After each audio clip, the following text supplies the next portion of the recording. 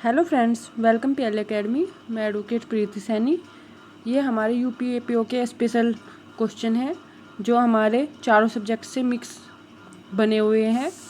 चारों subject means IPC, CrPC और हमारा पुलिस एक्ट है और एविडेंस एक्ट है। ठीक है, इन चारों में से हमारे क्वेश्चन दिए जाते हैं। ये फर्स्ट क्वेश्चन है हमारा, आरोप विचलित न करने या उसके अभाव में उसमें गलती का प्रभाव किस धारा के अंतर्गत दिया गया है। किस धारा में दिया गया है?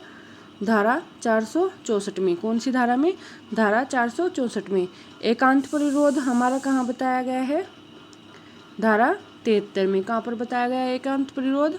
धारा 73 में। इनसे हमारे डायरेक्ट क्वेश्चन पूछे जाते हैं, ये वो क्वेश्चन है हमारे। ठीक है, एकांत परिरोध की अधिकतम अवधि क्या है? कितनी है? अधिकतम कितनी अवधि हो सकती है एकांत परिरोध की? 3 महीने। 3 महीने से ज़्यादा एकांत परिरोध नहीं दिया जा सकता। ठीक है, यदि कारावास हमारा 6 माह का, कारावास की अवधि 6 माह है, तो एकांत परिरोध की अवधि क्या होगी? यदि 6 महीने का एकांत परिरोध दिया गया है तो हमारी अवधि होगी 1 माह। यदि 1 वर्ष का दिया गया है तो अवधि होगी हमारी 2 माह, 2 महीने। ठीक है, यदि हमारा कारावास 1 वर्ष से अधिक दिया गया है, कितना दिया गया है? 1 वर्ष से अधिक, तो एकांत परिरोध की अवधि क्या होगी हमारी? 3 माह, 3 महीने हमारे कंप्लीट। ठीक है, एकांत परिरोध की अवधि के संबंध में कौन सी धारा प्रावधान करती है? धारा 74। 73 में हमारा एकांत परिरोध की परिभाषा दी गई है और 74 में हमारा एकांत परिरोध की अवधि दी गई है। ठीक है, एकांत परिरोध एक बार में 14 दिन से अधिक नहीं होगा। कितना? 14 दिन से अधिक नहीं होगा। यदि 3 महीने का एकांत परिरोध दिया गया है तो 1 माह में 7 दिन से अधिक नहीं होगा। ठीक है, न्यायिक कार्य करते हुए न्यायाधीश द्वारा किया गया कार्य किस धारा में दिया गया है? ये हमारी धारा बहुत पूछी जाती है। धारा 77 में। किस धारा में दिया गया है? धारा 77 में। ठीक है, न्यायालय के निर्णय का आदेश के अनुसरण में किया गया कार्य किस धारा में वर्णित किया गया है? न्यायाधीश का और न्यायालय का ये किया गया है हमारा धारा 78 में। ये हमारे दोनों धाराएं बहुत पूछी जाती है। ठीक है, विधिपूर्ण कार्य करने में यदि दुर्घटना होती है, विधिपूर्ण कार्य किया है और दुर्घटना हो जाती है, तब दंड संहिता की कौन सी धारा प्रावधान करती है? धारा 80। कौन सी करती है? धारा 80।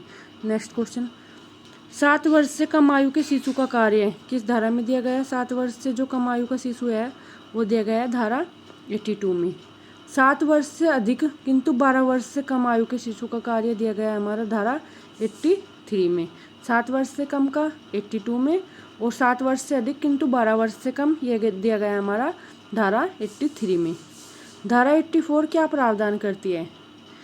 क्या करती है? धारा विकर्चितता का। किसका? 84। विकर्चितता कहाँ दी गई है? 84 में। अनैच्छिक मतता को किस धारा में बताया गया है? अनैच्छिक मतता बताई गई है हमारी धारा 85 में। ठीक है, डीपी बनाम बीएड्स का मामला दिया गया है हमारा धारा 85 में। ठीक है, स्वैच्छिक मतता हमारी दी गई है धारा 86 में। ये ध्यान रखना, अनैच्छिक हमारी धारा 85 में दिया गया है और स्वैच्छिक जो हमारी मतता है जो अपनी इच्छा से करता है वो धारा 86 में किया गया है। अनैच्छिक मतता जो हमारी अपनी इच्छा से नहीं की जा सकती है, ठीक है, वो हमारी अनैच्छिक मतता होती है और स्वैच्छिक जो इच्छा से करता है। ठीक है, 86 में दिया गया है। वोलेंटी नॉन फिट इंजूरिया अर्थात स्वेच्छा से किए गए कार्य में क्षति नहीं होती, किस धारा के अंतर्गत आता है? ये आता है हमारा धारा 87 में। किसमें? 87 में। विदेशी विधि, विज्ञान या कला, उंगली चिन्ह के मामलों पर विशेषज्ञ की राय सुसंगत होती है। कब? सामान्यतः यदि किसी साक्ष्य के साक्ष्य का महत्व कम समझा जाता है तो विशेषज्ञ का साक्ष्य होता है, क्योंकि वह अपनी सिर्फ राय देता है और आदमी अपनी राय में गलती कर सकता है। ठीक है, विवाहित स्त्री के द्वारा आत्महत्या करने की दुष्प्रेरणा के बारे में उपधारणा किस धारा में दी गई है? विवाहित स्त्री की दी गई है धारा 113A में। ठीक है, किस धारा में? धारा 113A में। दहेज मृत्यु के बारे में उपधारणा ये दी गई है धारा 113B में। विवाहित स्त्री की मृत्यु के बारे में 113A में, और दहेज मृत्यु के बारे में उपधारणा धारा 113B में। ठीक है, वे तथ्य हैं जिनकी न्यायिक अपेक्षा न्यायालय को करनी होगी, धारा 57। कौन सी धारा है? धारा 57। स्वीकृत तथ्यों को साबित करना आवश्यक नहीं होता, किस धारा में बताया गया है? धारा 58 में बताया गया है। ठीक है, मौखिक साक्ष्य के द्वारा तथ्यों को साबित किया जाना किस धारा में है? धारा 59 में। ठीक है, मौखिक साक्ष्य का प्रत्यक्ष होना आवश्यक है, किस धारा में प्रावधान किया गया है? धारा 60 में। ठीक है, किस धारा में? धारा 60 में। दस्तावेज की अंतर्वस्तु या तो प्रारंभिक या द्वितीयक साक्ष्य द्वारा साबित की जा सकेगी, ये हमारा किस धारा में दिया गया है? धारा 61 में, 61 में। ठीक है, प्रत्यक्ष संदिग्धता ये दिया गया है हमारी धारा 93 और 94 में, ये हमारा इम्पोर्टेंट है बहुत। अप्रत्यक्ष कहाँ पर दी गई है? धारा 95, 96, 97, 98, इन चारों धाराओं में हमारी अप्रत्यक्ष दी गई है, और प्रत्यक्ष धारा 93, धारा 94 में। ठीक है, विबंध कहाँ पर दिया गया है हमारा? धारा 115 में। कहाँ पर दिया गया है? धारा 115 में। ठीक है, सक्षम साक्षी किस धारा में है हमारा? धारा 118 में। इन धाराओं से हमारे डायरेक्ट क्वेश्चन पूछे जाते हैं। ठीक है, ये हमारे सभी बहुत इंपॉर्टेंट धाराएं हैं। ठीक है, उच्च न्यायालय किस अपराध का विचारण कर सकता है? उच्च न्यायालय इस संबंध में दंड प्रक्रिया संहिता की कौन सी धारा प्रावधान करती है? धारा 26। कौन सी करती है? धारा 26। किशोरों के मामले में विचारण की अधिकारिता